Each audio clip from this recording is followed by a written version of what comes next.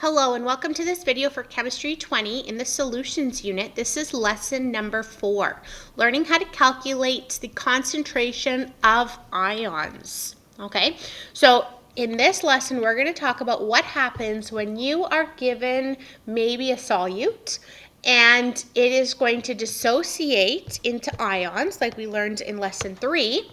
And you may then be asked to calculate the concentration of the ions, or you'll be given the concentration of the ions and asked to calculate the concentration of the solute. So we're going to use the same mole ratio that we used in the gases unit for volume in the law of combining volumes, our mole ratio of wanted over given, but we are going to apply it to concentration. So to find the concentration of my wanted, and again my wanted could either be an ion or both ions that it's associating into, or the solute. We're going to take the given concentration and multiply by the balancing coefficients in front of wanted over given. This again is a type of stoichiometric calculation. It starts again though with a dissociation equation. You need a balanced equation. You need balancing coefficients in order to figure out the wanted and given. So let's look at a few examples. Calculate the ion concentrations, plural. So it wants both ions. We are told that we have a 0.050 mole per liter solution of KCl. So this is my solute, okay, KCl. And when I put it in water, it is going to dissociate because it is soluble. It's going to dissociate, we always start with one of our solutes. It's going to dissociate into one potassium ion because there's only one potassium ion in that compound, and one chloride ion because again there's only one chloride ion in that compound. If you need a review of dissociation equations, make sure you go back and watch the lesson 3 video on writing dissociation equations. Now I am given the concentration of my solute. My concentration given is 0.050 moles per liter. That is the concentration of my KCl. And I want the ion concentrations. So in fact, I actually have two wanted. Both of these ions are my wanted. So I'm going to find my concentration wanted by again taking the given concentration and multiplying by wanted over given. In front of my wanted, there's a 1. In front of my given, there's a 1. So I'm multiplying by 1 over 1 or multiplying just by 1. Okay? You still have to show that step though. Now, I can, in square brackets, write potassium ions. And the square brackets represents, this is the concentration of my potassium ions, 0.050 moles per liter. They are the same as the concentration of my KCl because it's a 1-to-1 mole ratio. Same with the concentration of my chloride ions. They are also a wanted that I'm looking for. So I take again my given and multiply by, in front of my wanted, there's a 1. In front of my given, there's a 1. So it's also multiplied by 1 over 1. So in square brackets, which represents the concentration of my chloride ions, are also 0.050 moles per liter. Okay, so the concentration of those ions are both the same as the concentration of the solute that was dissolved, the compound, because they're all 1-to-1 mole ratios. So again, we've used the formula concentration wanted equals concentration given times wanted over given.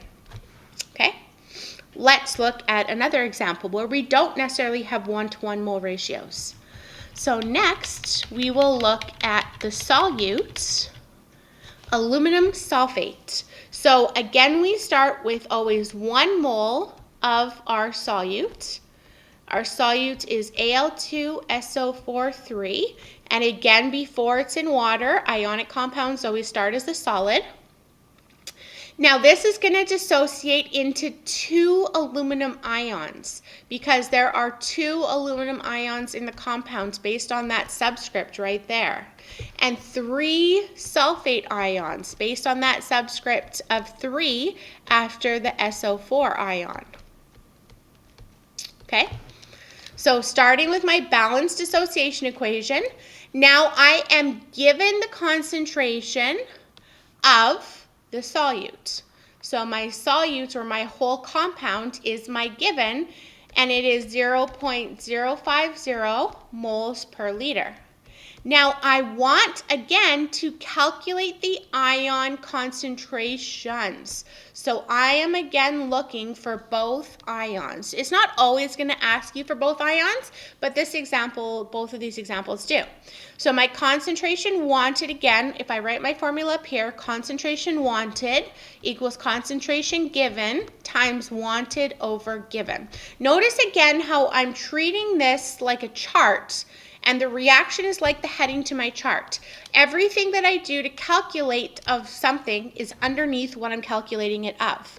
So the concentration of my aluminum, I take my given concentration and multiply it. My wanted here is the aluminum. It has a 2 in front of it.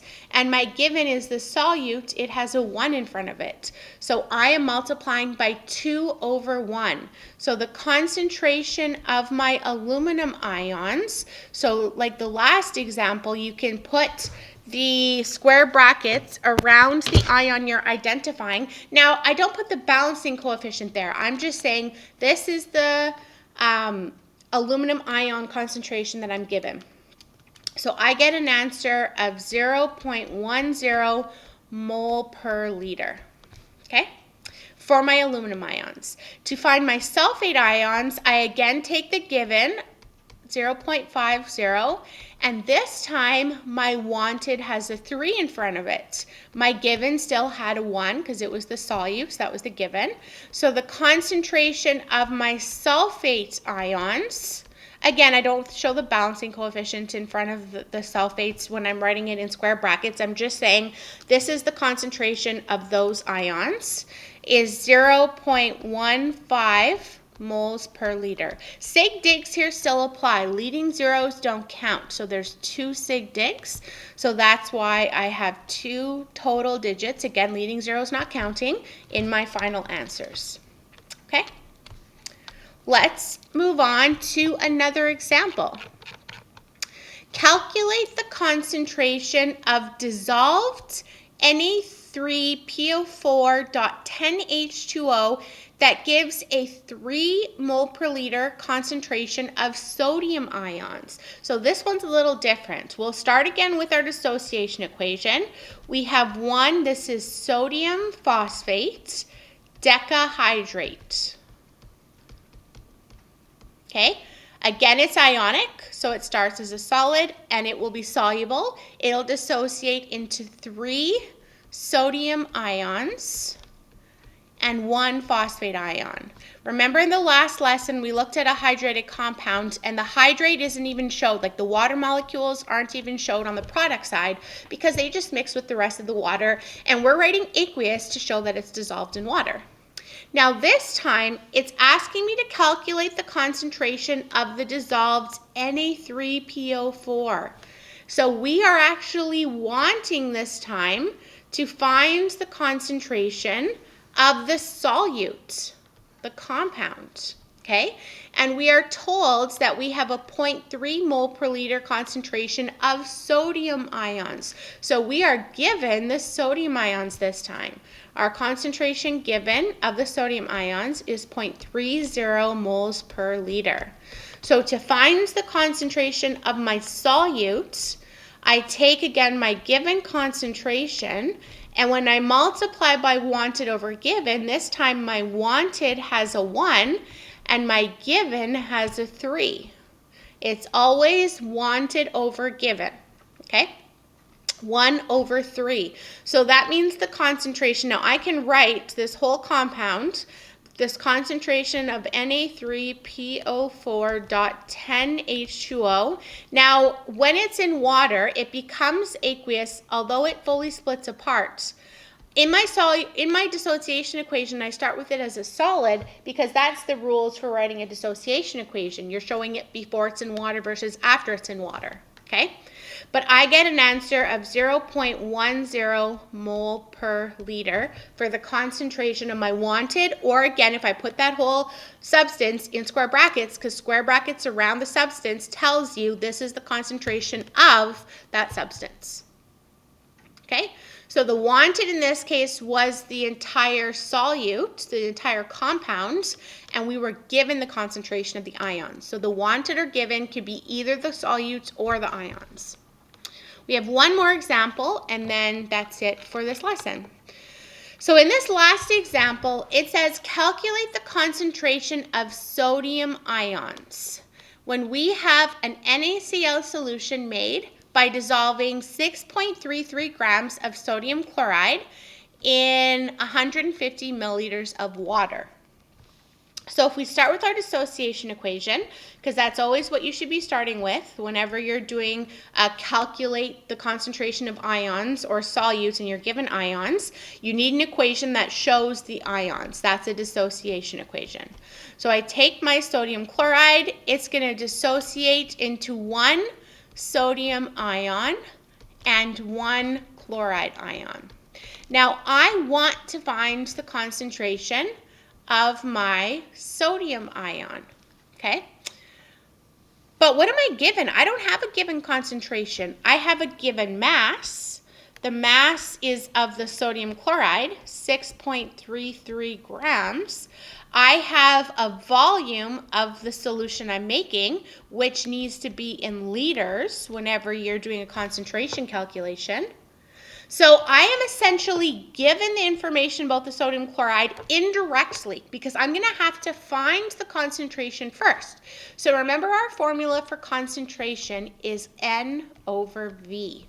Now I don't have N either. I'm going to have to find that with mass over molar mass. So I can find the molar mass of my solute. Sodium is 22.99. and chloride is 35.45, so that gives me a molar mass of sodium chloride of 58.44 grams per mole. So now I can find my N with mass over molar mass, 6.33 grams, divided by 58.44 grams.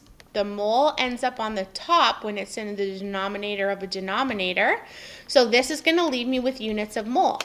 6.33 divided by that molar mass gives me moles of 0.108, so on, unrounded, because this is not our final answer, moles. Now I can find the concentration of the given, my NaCl, with moles, my unrounded answer, never round early. You can round it, not round it, but you can cut it off on paper, but put a dot, dot, dot showing that you're keeping it as a big, long number. So I'm taking that unrounded exactly as it is in my calculator, dividing by 0.15 liters, and I get a concentration of my given. I can label this as the concentration of my given, 0.722, so on, moles per liter. Okay? Now I need to use my formula, concentration wanted equals concentration given that I just calculated, times my wanted, which is a 1, over my given, which is also a 1. So the concentration of my sodium ions is going to be 0.722, there's a 1 after that, moles per liter. Now when I round to sig digs, I have 3 sig digs in my mass, 3 sig digs in my volume. Leading zeros don't count, so I'm going to cut off my concentration answer there. So my final answer to proper sig digs, the concentration of my sodium ions is 0.722 moles per liter. And that is it. Okay, so sometimes you might have to calculate the concentration of something first with our concentration formula and remembering again how to convert from grams into moles. And then you do your concentration wanted equals concentration given times wanted over given. Remember to always start with a balanced dissociation equation. all of these compounds will be soluble. Even if it's something like calcium hydroxide, even though calcium hydroxide at room temperature, 25 degrees Celsius, which is what the solubility chart is based on, says it's insoluble, if I heat that solution up, it will still dissolve. It'll still form ions, okay? So we're assuming for dissociation equations, for calculating concentration of ions, that they are always dissociating, okay? I do believe that is it. Let me just double check. And that is it. Thank you very much for watching this video. I hope you found it informative.